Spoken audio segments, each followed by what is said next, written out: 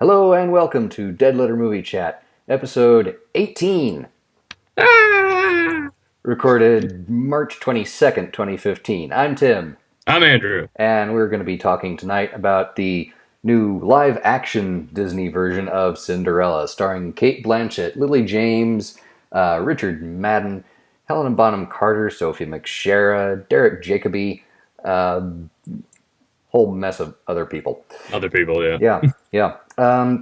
So what's the synopsis? This is Cinderella. Cinderella. This is basically the same fairy tale that everybody in the Western world has known as from a very young age. There is one little difference on this, though. This is the first time I've ever seen. This is the first time I remember there being a version of the story where Cinderella has parents at the beginning.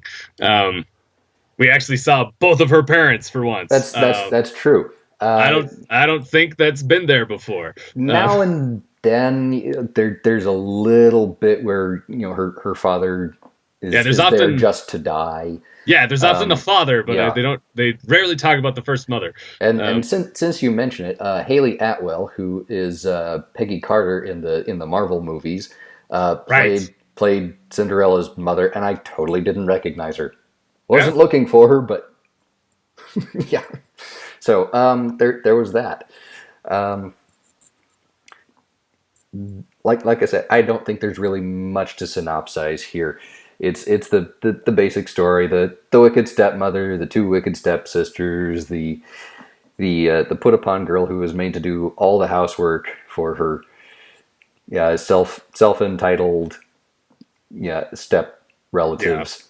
Yeah, the glass slipper, the fairy godmother, the pumpkin, the curfew, all that stuff is still there. None of that has been changed. This isn't there isn't really any as a thing that could be an in vogue thing to do, but they never made any of the choices to change anything about it, really. They didn't make Cinderella, mean in any way. They didn't change much with her character. She didn't nothing major happened. We didn't have any of the grim fairy tale versions of things either. No one's cutting off their toes in this version. Yeah.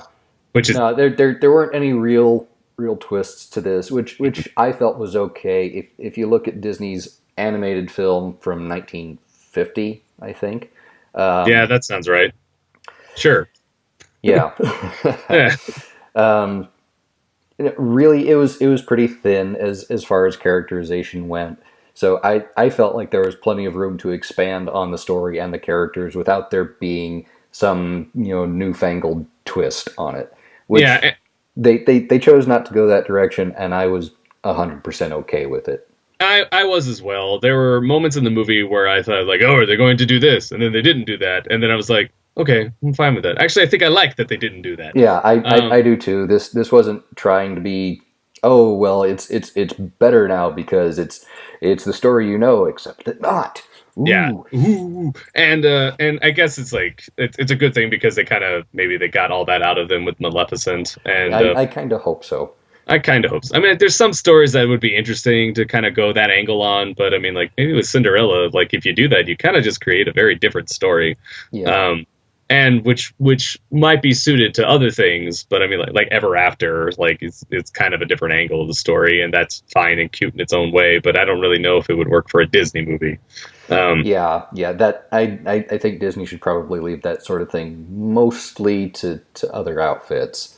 Mm-hmm. Let them be the classic sweet saccharine fairy tale kind of stuff, which is very, very well done here, and I didn't find overly sweet. Mostly it was fairly light touch, but it was still strong enough with its emotional beats to resonate with the audience. You empathize with the characters, you feel for them when things happen to them. It struck home. So there were some moments there. Really a lot of really good performances. Lily James, who is already pretty well known from Downton Abbey, really does a great job here. I felt. I mean, not standing, head and shoulders above something else. This is not going to be a breakout role for her. It's just her first big movie. Yeah. And that's like I think she does a great performance as Cinderella. She's I mean, like, it's another one of those things like, how hard is it? Not how hard is it to be? I think it's very difficult, but it's It not is. easy to be Cinderella. But I feel like it's not a role that's going to, make her career, but it'll be like Yeah. an interesting like footnote in her career. Maybe a footnote's the wrong word, but it'll be an interesting place to see where she got her huge movie start, like you were saying. Yeah. Um, Yeah. And I read something about this, and it seemed to me that what they talked about, the challenge for all the actors, and some really, really talented actors in this movie, was to really bring the characters to life and not just, have the words and the pageantry of, of the fairy tale, make them human. yeah, we could have just watched a royal wedding if we wanted that. Yeah. Oh, I'm kidding. Oh, Um, oh, the there goes our viewer. Yeah, our viewer. Yeah. Anyway, so like the film is very much. I mean, I hate to use this phrase because it sounds more. It makes it sound worse than it is. It's a very by the numbers version of the story. There Yeah. is, Yeah. I mostly agree. and there's nothing like wrong with that. I mean, I feel like that phrase is a little off for this, but it's a very good retelling of the story. There isn't not a lot of new stuff happening. She meets the prince before. I don't think that happened before. Not Um, usually. Not Now and usually. then. Rogers Yeah. and Hammerstein usually do it where she does, but hmm but I mean, like, I don't remember that being in the '50s version. Is what I no, mean. no. There are the mice are there. There are a number of touches from the cartoon version. Not, but they're not exactly the same thing. There are mice there that are her friends, but they don't talk. Um, there is like she says bippity boppity boo, but there's no singing of it. There's definitely some feelings. Like I don't know. There's definitely some callbacks to the '50s one, but I wouldn't say this is an out remake like of it. This is No. This movie stands on its own compared to that one. mhm, I don't know that it's as good or that it will be held in the same kind of regard in years to come. mhm. But it is its own movie, It is its so own movie. you have to give it that. But it certainly nods at its predecessor, as you said. Um, Now, Helena Bonham Carter as the fairy godmother, which is as soon as I heard that, I'm like, oh, okay. I already had a picture in my head of how that would go. That's pretty much what happened. Yeah, and like I was talking to Tim earlier, but when we have our rough draft of this before we record, I can't really think of anybody else who would play her. Like, I mean, there's people I can like come up with, but it doesn't really like work. I mean, like, Yeah, no one really springs to mind. I mean, yeah, and Kate Blanchett is already the wicked stepmother. right. And And I'm not. Yeah, as you said earlier, she doesn't really do the fun. nice fun. Yeah, She did. Yeah, she doesn't do that. yeah. Like, She's generally more I mean, serious. really, the only fun thing she's ever done, and she's awesome in it, is that one cameo she has in Hot Fuzz, where you can't even tell that it's Kate Blanchett. Like seriously, it's the Forgotten funnest about thing she that. ever did. Yeah, exactly. See, that's what I mean. And I mean, I mean, she's fun in The Aviator as that character, but this isn't. She's not whimsical. Right, Um, right. and like you could like, there's Tilda Swinton who could have been in the role, who could have probably done a fine job of it, but she doesn't really do. I don't know. No, same kind of thing there. Same kind of thing. She does offbeat, but not really Yeah, whimsical. yeah, yeah. The Um, only Julie Andrews we talked about would have been interesting to see, but maybe that would have raised the stakes of the movie to something it couldn't have been. yeah, Um, yeah. So but I don't know. No one really readily springs to mind for me for that role either. yeah, And Helena Bonham Carter does pretty well for being Helena Bonham Carter as the fairy godmother. yeah, So that said, there were a couple of bits around that I felt strayed a little bit too far into the silly cartoony kind of stuff that didn't really fit with the tone of the rest of this movie. That was really, it felt like it was supposed to be more grounded. I mean, not over serious, but not too whimsical.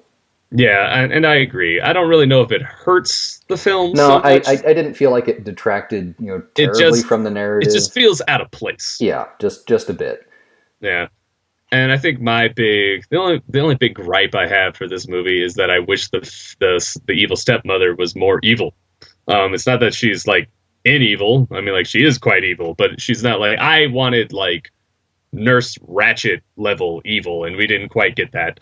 And I don't Not really. quite. I think we came close. But the thing is, I don't really know if I really wanted that because if it had happened, would I have like?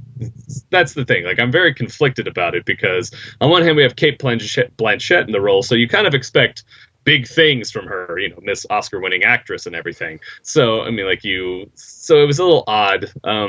When I was walking out of the theater, I felt like Kate Blanchett didn't really get to do as much as I thought she would do, but she does great with what she has. So for me, she could have been more evil, but and that is more of the character. I think the character could have been more evil, but Yeah, that's yeah. but at the same time, I don't really know if I really want her to be more evil because I just don't. Yeah, her character and the character of the Grand Duke, is played by Stellan Skarsgård, felt like they could have used a little bit more meat, but I also feel like that would have been, too many extra rabbit trails off the Yeah, main plot thread for this movie, and it would have been a very different movie the for movie. just for an extra 90 seconds of film would have totally changed things and not for the better. And that's why I'm conflicted about it because I don't Yeah, really know if it would make the movie better or if it would have made the movie just different. The but yeah, yeah. I think we should probably try to wrap this up a little bit here. I agree. Yeah, Yeah. no, James did very well. The character of Cinderella in this movie is really strong, very very well defined lead female character, and she was great. And they gave her some very strong character points that she carried from beginning to end. No, I agree. So yeah, Yeah, that was great, and I think that was probably the single most important thing for them to do in this movie. The and they do it second very well. was for the emotional chords to resonate with the audience, and I felt like it did that too. I So agree. I really like this movie. I felt pretty good coming out of it. Yeah, having had some time to continue digesting and ruminating since I've seen it, yeah, my opinion of it has come down, but only very slightly. So I'm going to say B plus. I like this movie. It's good. Take the family, take the younger kids. Yeah, I agree with Tim. I think it's a great movie to take your family with, take the younger kids. It's a PG rated film, and I'm not entirely sure why. Probably could have done a G, and no one would have said anything. But Yeah, it would have been pretty close. yeah, but that's a different board of people. So um, anyway, so the I found myself like enjoying the film. I do believe it's a good movie. That little, my little gripe with it, doesn't really, I don't know, it doesn't really change much. It's just the I felt when I walked out of the theater, I couldn't help but feel like I didn't really watch anything special, but I did, however, feel like I did see something that was good. So I don't think it's going to be like a classic, but I still think it's not a bad way to waste your time. And it's not a waste of time per se. It's not a bad way to spend your time. There we go.